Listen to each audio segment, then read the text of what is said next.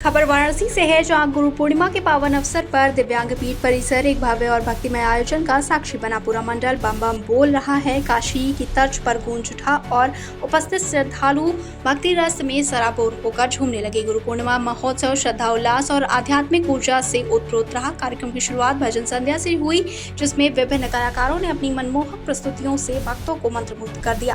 साथ ही पूज्य महामंडलेश्वर 1008 स्वामी कृपानंद महाराज ने अपने दिव्य वचनों से श्रद्धालु के हृदय के आध्यात्मिक ऊर्जा का संचार किया। उन्होंने कहा कि गुरु के बिना जीवन में सच्चे ज्ञान की प्राप्ति असंभव है।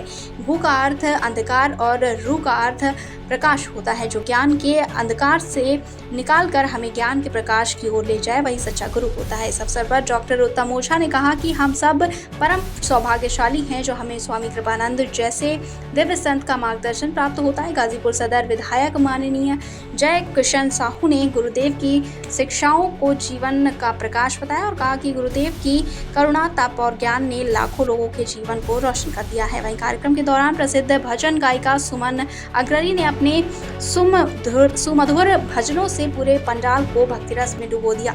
वहीं प्रियंका सहवाल ने पूरे पूज्य स्वामी जी के अत्यंत ही मधुर और भावुक भजन उनके सामने प्रस्तुत किया, जिसे श्रोता झूम उठे। वहीं विदुषी वर्मा ने भी सुंदर भजन की प्रस्तुति दी और भोजपुरी गायक राजकमल ने अपने विशेष अंदाज से भक्ति गीत गाकर माहौल को और भी भक्तिमय बना दिया।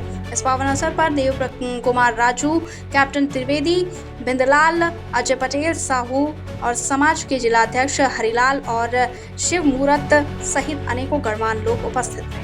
वाराणसी से संवाददाता मिथिलेश गुप्ता की रिपोर्ट।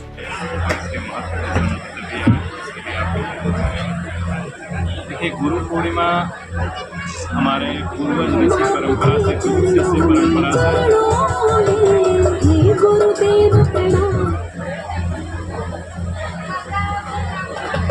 ऋषि परंपरा से चली आ रही है।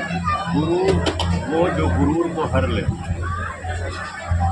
क्योंकि पूरे विश्व में इसका मान्य इसलिए कि भारत ही विश्व गुरु इसलिए कहलाए कि सबसे ज़्यादा गुरु भारत में ही पैदा हुए। और गुरु आषाढ़ मास की पूर्णिमा को महर्षि व्यास और गुरु दत्तात्रेय की जन्म जयंती के रूप में इसका वैज्ञानिक महत्व है कि पूर्णिमा का मतलब कि पूरा पूर्ण चक्कर पृथ्वी लगा लेती है। और वो जब अपनी चक्कर लगाती है तो ब्रह्मांड की जितनी भी सहायक और शुभ रश्मियाँ हैं, अर्थात शुभ ऊर्जा है, अर्थात देवी देवता है, वो पृथ्वी के बहुत ही नज़दीक हो जाते हैं। और कोई भी श्रद्धावान व्यक्ति अपनी भाव से, अपनी श्रद्धा से उस सत्ता को अपने को समर्पित करता है, अपनी भावांजलि अर्पित करता है, तो निश्चित रूप से उसके जीवन में उसकी मनोकामनाएँ भी पूरी होती हैं और उसका चैतन्य उन्नति भी होता है। क्योंकि गुरु पूर्णिमा पारंपरिक नहीं है, वैज्ञानिक भी है, सनातन भी है, पुरातन भी है और नवातन भी है। तो गुरु पूर्णिमा मेरी समझ से इस धरती का सबसे बड़ा फेस्टिवल है, क्योंकि आज के दिन आप जरा सा भी श्रद्धान्वित होते हैं, इस ब्रह्मांड के समस्त गुरुजन एवं गुरु सत्ता अपने कपाट, अपने हृदय आशीर्वाद के लिए खोले रहते हैं, जिसके कारण आपके जीवन में अंधकार मिटता है और प्रकाश का प्रवेश होता है। महाराज जी बताते हैं कि बिना गुरु के मोक्ष की प्राप्ति नहीं होती है, ये कैसे? देखिए, मोक्ष की प्राप्ति बहुत गंभीर विषय है और ये सत्य है कि बिना गुरु के मोक्ष की प्राप्ति नहीं होती है। लेकिन गुरु कौन है, ये बहुत महत्वपूर्ण है। गुरु वो है जो आपके भीतर आपको प्रेरणा देता है, आपके भीतर मौजूद उस परम सत्ता के दूत के रूप में, उस परम सत्ता के अंश के रूप में निरंतर आपको संचालित भी करता है, प्रेरित करता है।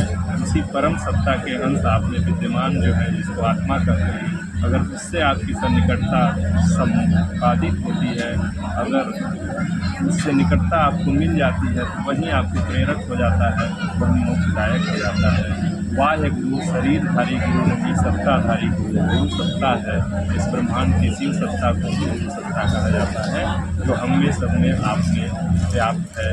इसी सत्ता का जब हम सन्निकटता प्राप्त करते हैं, इस भाव बंधन से मुक्त हो जाते हैं, अर्थात मन के जो छपे हुए संस्कार हैं उससे मुक्ति मिलती है। इसी मुक्ति का नाम मोक्ष। धन्यवाद।